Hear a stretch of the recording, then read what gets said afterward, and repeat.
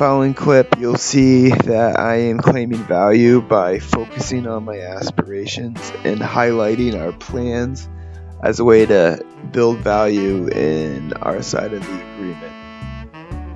Well, that's actually why I believe we have the unique opportunity for you, because we have the ability to showcase your property. As you may or may not know, our company, WCHI, had been in a holding pattern of sorts for the past years, but we're ready to kind of jump up into the market. And how we're going to do that is with a Saturday morning showcase, which your Ultra Rangers property will be the main kind of star of. Mm-hmm. So we're looking to kind of grow with your company being the linchpin. Next, you'll see me controlling the conversation by taking a question and redirecting in order for us to shift the dialogue from positions to interest by following that question with a calibrated question meant to shift the conversation to my reality. So do you have any sort of range that you have, like any cap that you have to spend on money? I know you said your company's kind of like coming out of a down period, and I just know that we definitely do have offers because the show is so popular.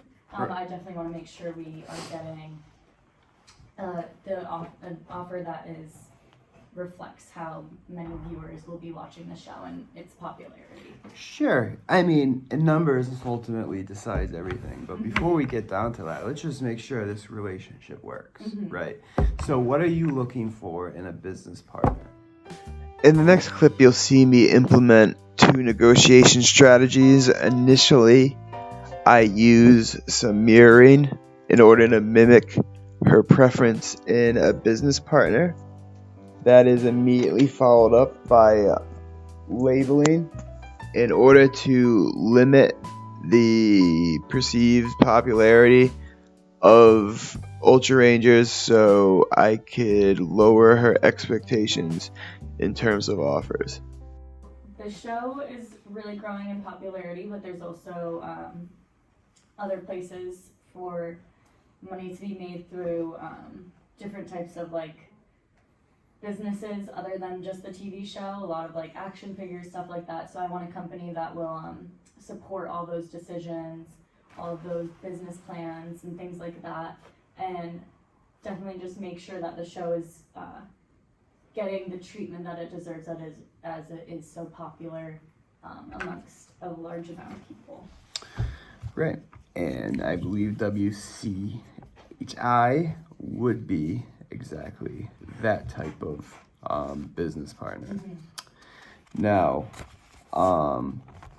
the thing that we do have to take into consideration is what Ultra Rangers appeals to, right? Now, it does appeal to the key demo, which does potentially bring a lot of revenue potential. However, it is only limited to that key demo. So we want to be able to take that in consideration when we're talking about numbers. Here I am again mirroring her preferences in a business relationship. I chose to implement this multiple times because it was the thing that separated us from other offers. Because we did have the knowledge that there was another prospective buyer, but that buyer had no interest to actually play Ultra Rangers and wanted to put it on a shelf because it was a business risk. Now, as we mentioned, it would be kind of our linchpin in our Saturday morning programming. So there's the opportunity to get more exposure for your ancillary income, including action figures and things like that.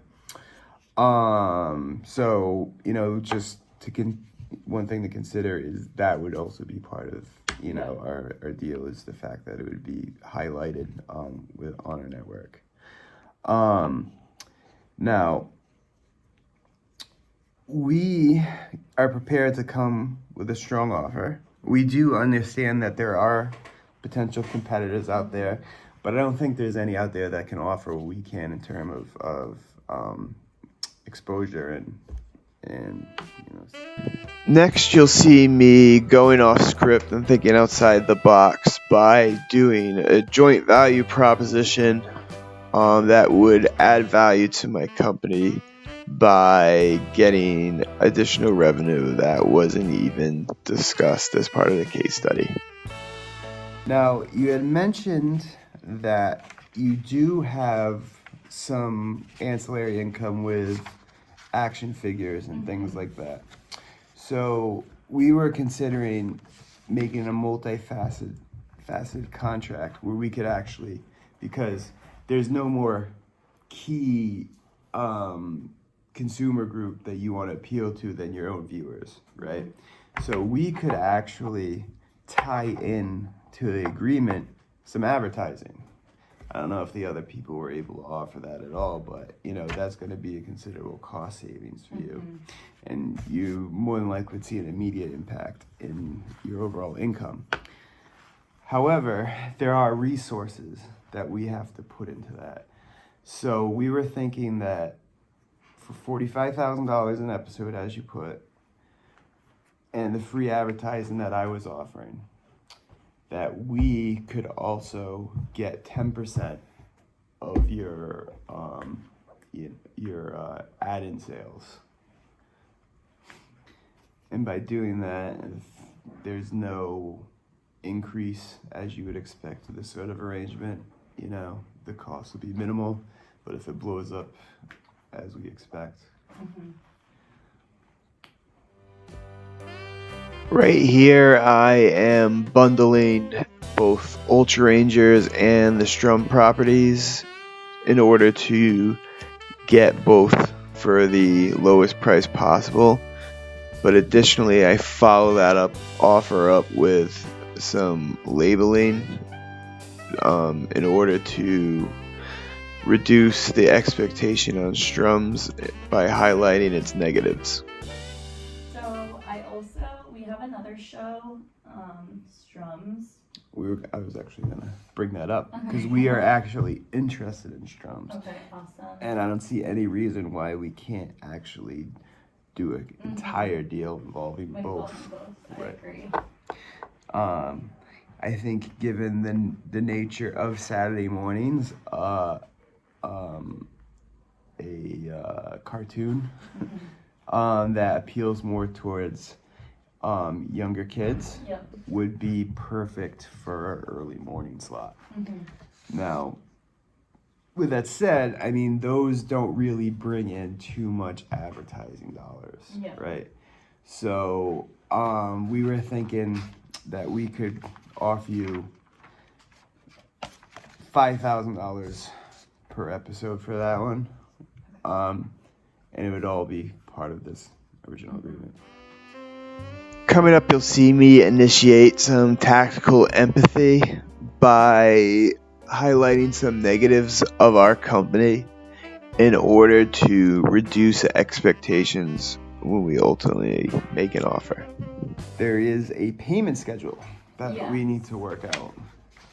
Now, as we indicated before, we are kind of a growing company, and we're looking to find the right partner to kind of grow with us. With that said, I do understand that first runs generally aren't lucrative, and in syndication is where you are going to make up those losses. So you need to look out for yourself and your employees. So I was thinking that we could do a payment schedule where we pay you over 5 years, 1/5 each year. How does that sound? Okay. In the following clip, you'll see my partner was prioritizing that initial deposit payment, and I saw that as an opportunity to get some log rolling tactics implemented. And how I did that was agreeing to what she valued the most, but tying that to later payments, which created significant value for the company I was representing. So generally speaking, we kind of go a little bit higher on the down payment and then kind of work our way down from there. So what if we could do something like 40% down payment and then like 20% the next 3 years after that. So 40% on year 0, you're saying, and then year 1 and 2. Yep, and then in 3. I mean, I think we might be able to do the 40% in year 0. Okay. But those subsequent payments, we would have to push back. Okay. So if we were able to do 40% in year 0, yep.